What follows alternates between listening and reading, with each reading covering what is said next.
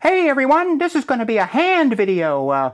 I got into this project, I'm about halfway through it, and I thought, gee, why am I not making a video about this? It's perfect for my channel. It's an obscure piece of technology no one really cares about, but when you get into it, it's kind of interesting. What you're looking at is the inside of a VHS cassette rewinder, and in this case it goes both directions, so it also fast forwards, and basically what this does is I fold this down here, so I've got it all apart, but this is what the lid looks like, and you know, you slide your video cassette in there, and then there's three buttons here in the front. We'll get this piece here too.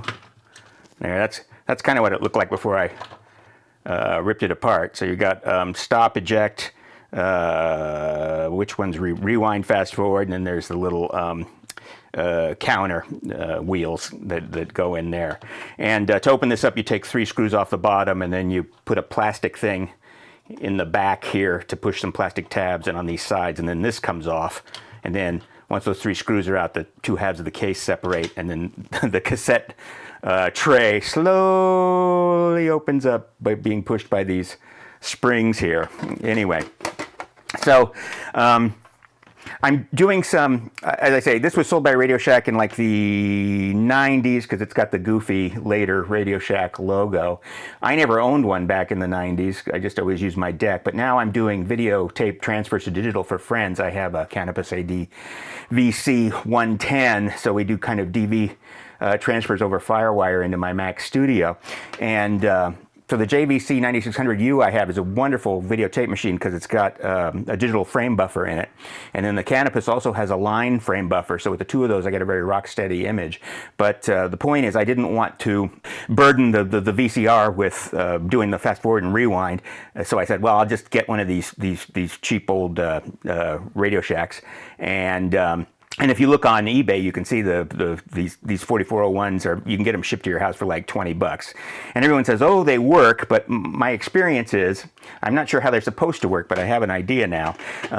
So you put your VCR in this thing, and as soon as you close the lid, it starts running, and it'll fast forward it or rewind it. And then when it gets to the end, I think it's supposed to stop and eject, but this one, and I actually have 2 of them, and I'll tell you why in a minute, they don't eject, they just go putting a lot of pressure on the tape. So I figured something's wrong. I think they should eject, and we're going to kind of see if that's actually the case as we get, you know, through this process here. So the story is I bought one of these on eBay, and I got it, and I used it, and it worked fine except for the and I thought, well, I can open it up and rebuild it and make it better. So I got into it, and you can see it's a pretty simple device. You've got the drive mechanism here. AC voltage comes through this transformer, goes to this board here, which has a full wave bridge rectifier in it. It's a Wheatstone bridge and a filter capacitor. This little incandescent 12-volt light, because 12-volt comes out of this, 12-volt light is an indicator telling you the thing is on, and then that goes to the motor, and over here sits, I have it in here, this is the switch that turns it on and off when you close the lid of the with the cassette in it down, and then when you push the stop button, a finger goes and pushes this down, and then fast forward and rewind, toggle this double pull double throw switch up and down, which is what reverses the motor direction. So really that's all there is to it. I think one factory made variations of this product for a lot of different retailers back in the 90s, because if you look online, you'll see this exact same kind of plastic with these 3 buttons sold by other people besides Radio Shack, with the variations being in this view window into the light that shows when the motor's on. Radio Shack got the full width plastic here because I guess they're the high-end retailer, but others have like a little light or a little window and another little window, or no window at all. But anyway, these buttons here just push down on, these 2 push down on the teeter-totter to run the motor in both directions, and then this is the stop button that reaches down to the latch and lifts it up, and then the springs in the back open the cassette holder. I actually drew a diagram for myself here and traced the circuit board just to make sure what I thought was going on is what's going on. So yeah, so what like I say, so you got a 12-volt transformer, the bridge, the smoothing capacitor, the switch over here on the left when the thing goes in, the light, and then this switch is set up to make the DC motor go, positive, negative, or negative, positive, make it turn one way or the other. I thought it'd be fun to change this light to an LED. I don't know if this was just meant to be an indicator light or they were using it as kind of a current sink to sort of soft start the motor, but eventually this is going to burn out, and if it does, then it's not going to soft start the motor anyway, and I'm not going to use it enough. So I thought I'll put an LED in there, and then I won't ever have to go in here to change a bulb, because it's hard to change the bulb. You can see there's the bulb in the old one. And what I think is going on with the drive mechanism is that, so here you can see this belt, and I have new belts coming for my other one, which I'll show you in just a second. So when this is driving, this, I don't know, we'll call it a capstan, I guess, goes against this and is, turning this like this and this and this. And I think when it gets to the end and, let's see, goes this way. As it gets to the end of the travel and this stops because the tape is at the end and jams it, the motor is supposed to keep driving this so that this little wheel crawls down the now stopped big wheel and pushes this either left or right if it's over here, depending on which way you're going, and that kicks the latch open. I think that's what it's supposed to do. But on the ones I have, it doesn't, because this grease down here is super sticky, and I don't know if this is an old silicone grease or what it is, but it's like glue now. So this thing does not actually rock back and forth very easily. At first I thought it was a thick grease, particularly to be like a clutching mechanism. Maybe they wanted it to go slow, but now I think it's just old and icky, and this thing needs to what I want to say, swing freely. And underneath these are some, looks like white lithium grease, but it's probably some early synthetic. I don't know, because I don't think you'd want to use a petroleum grease on plastics, particularly for the long haul. So anyway, that's what it comes with. That's what it looks like. And here's what I've done. So this is the inside, the bottom shell of the first unit I bought. And say, Ward, why did you buy 2 units? Well, because I was playing with the electronics in this, making some modifications, and I went to power it up, and it went thunk. The motor went thunk, and then it was dead, and it wouldn't do anything. I thought, oh my goodness, I've screwed up I burned out the motor, or I burned up the transformer. Well, I tested the motor, and it had 0 continuity, so it was fine. And I tested the transformer, and the secondary had 0, it was fine. The primary had 287 ohms. I didn't know whether that was right or wrong, but I figured I'd blown the transformer, so I went and bought the other unit so I could steal the transformer out of it. In fact, this is the transformer out of the other unit because it seemed a little beefier. The other unit seems a little later in the production run. But as I was putting this in, I tested it all again, and the transformer was fine. And in fact, when I connected all the electronics up, it worked. So I think I messed up my power supply, and I fooled myself. This primary on this also tests at 250 ohms or something like that. So that's completely normal if you're checking one of these things to see if it's any good. So what I did was I changed the filter capacitor here, because why not? Everyone changes capacitors. This one has a ESR that's an ohm lower for a wild switching power supply like this, which it's not. And then I changed the incandescent bulb to an LED. So I hope we don't have, I mean, I hope that light wasn't performing any current sinking operations or, soft starting the motor, but as I say, I don't think it matters. So I wound up using a 680 ohm current dropping resistor for this 2 volt, 20 milliamp cheapo yellow LED.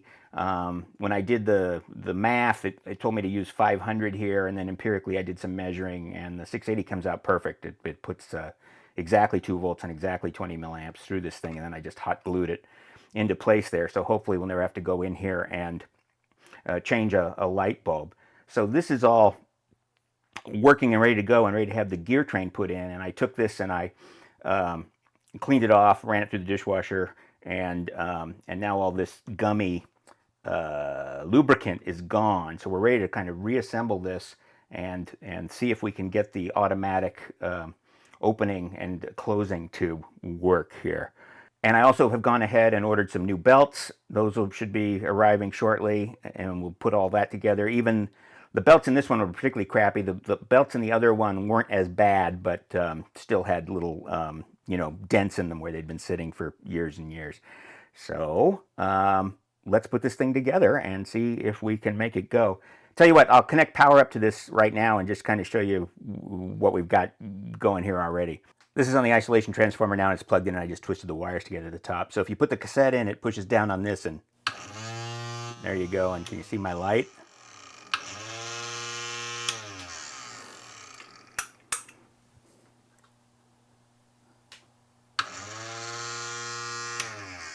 And then if you press the forward reverse rocker, it changes that double pull double throw switch, and it goes the other way.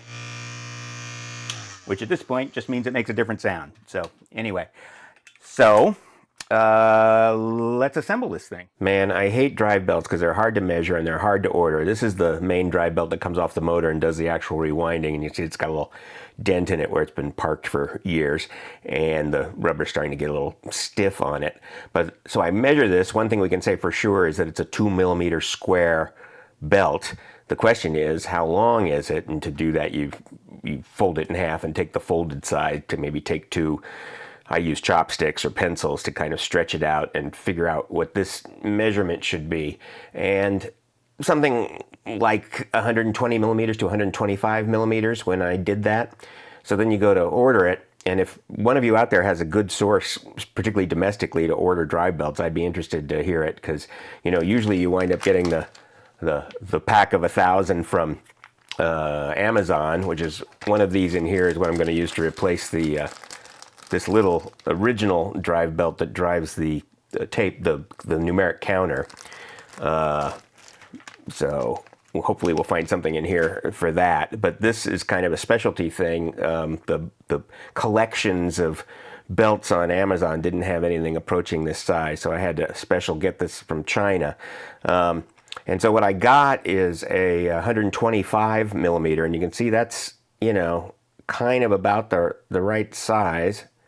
If I lay it on top there, maybe a little big.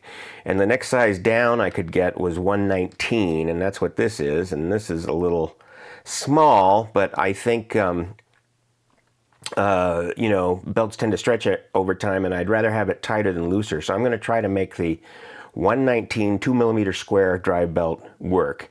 And this other one, just so you know, in case you want to do this yourself, is a 1mm thick belt that's 110mm. So that's what I'm looking for to replace this guy, which also has a, you know, little dent in it where it's been parked. So I'm just dry fitting the components to see how everything goes back together, remember how it works, and then play with it a little bit when it's stripped down. And now we have it here, so we can run it. And we can go the other way, which is great. And this driving wheel swings back and forth between the drive belt and doesn't touch it, which is kind of interesting. And it's much quieter than it was, which is good. But you'll notice that every time I change direction, the teeter-totter here that opens the latch and lets the cassette pop up is tripped.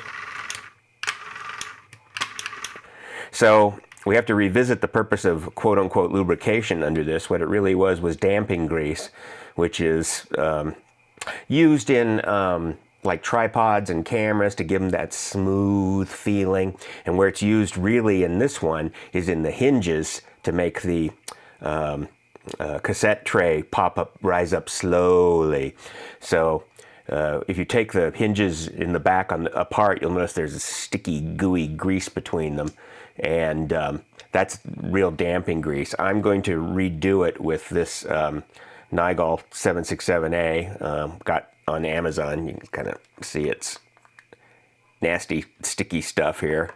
And these are the old hinge pieces from the cassette tray. And see, they're in two halves. So you put the damping grease in here and put these together, and then that goes here and slowly lets the cassette carrier rise up and down. Well, they were also using a thinner viscosity of damping grease here, and I don't know what it was, so I'm not sure what to use here, but I have to use something that kind of doesn't let this move when it's doing its regular rewinding, like this. But then as soon as that stops moving and the wheel crawls up, it needs to be able to swing over and open the door. So, like that. So I have a silicone lubricating grease, which I think is a little lightweight. I have a synthetic grease, which has, what's that stuff called? PFAE? I can't remember. Anyway, this is a little thicker and a little stickier. And I could mix it with maybe some of this to try to come up with something that's going to work properly in this application. And then, of course, underneath each of these, they had something that looked like white lithium grease. This would probably work for that too, but I may try white lithium grease. I have to do a little reading and see if it's okay to use a petroleum product with this plastic or if that's going to break down over time. Good news is the rubber on the outside of these wheels all these wheels seems pretty good. All right, so I'm going to experiment now and see if I can figure out how to make this do what I think it needs to do. So I just put a big blob of the synthetic grease, probably too much, underneath this thing, and it seems to be working just fine. It's a lighter viscosity than what was in there, but that's what you want because the other stuff was so thick it wasn't working at all, and the cassette wasn't automatically popping up at the end of the cycle. So, see, so it's driving it there, and then when it gets to the end, click, and it moves the thing. Go the other way. Of course, now I don't know how this gets reset into the middle, maybe when it ejects, but that's kind of what it's supposed to do. So I have too much in there, but I'm afraid to touch it, so I'm probably just going to leave it, and we'll see if this works. So I used the lightweight silicone grease on the main take-up reels, and then I installed the numeric counter, got the belt for that working and running properly. And then I installed the latch, and it's got a little spring under it, which kind of kicked my butt to get on, so I wound up using blue tack to hold the spring in place while I worked it in. Putting the light bulb, the LED in ahead of time kind of messed me up because it was in the way, but I finally got that working.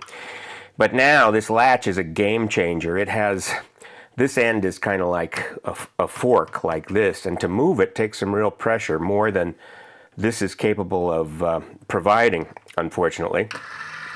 No matter how we do this, that's rewind. It moves it, but it can't kick it out. So yeah, the latch is a game changer. I think what I'm going to do is take all of the lubrication off because I want it to move as freely as possible. Maybe just spray some silicone spray on it and see how that works. So back to the drawing board here. I'm starting to despair a little bit. No luck, I'm afraid. Here it is all cleaned up, and it hasn't made it any better. That's rewind, and it's just not enough. I did go to the 125 millimeter belt just to see if it would make any change. All it does is make it flop and be noisier. But intuitively, I'm thinking that maybe the belt needs to be shorter than the 119 I've been using, so that this is really tight and the motor will swing it. Although the motor's still turning things in both cases. But maybe if I make this a little smaller, it might the motor might have enough oomph to swing this thing over. I realize now that it is the V shape of the fork here that is what centers this and entraps it. So, and it pushes it, just doesn't have enough stuff to do that. And that's what it needs to do. Here we are rewinding, stop, and you need to kick that way. Yeah, so maybe a shorter belt than a 119 will make this thing like really tight and want to swing back and forth. I did try some rubber renew on the rims of this and all the wheels to see if I could make it a little tackier and get a better grip. Yeah, just not doing it. So I'll take the cheap way out of all YouTubers and say this is part one, because we're going to leave for a few weeks to go traveling, and I'll order some small belts, and when I come back we'll do a part two and see if we can get this working. In the meantime, you people are really smart. If you have any ideas about what I could try here to make this thing have a little more oomph in its swing, so that's what it needs to do. That'd be appreciated. So, yeah, sorry we're not going to get any joy on this one, but I don't know why I'm doing this. It's just interesting to me because I'm a goof.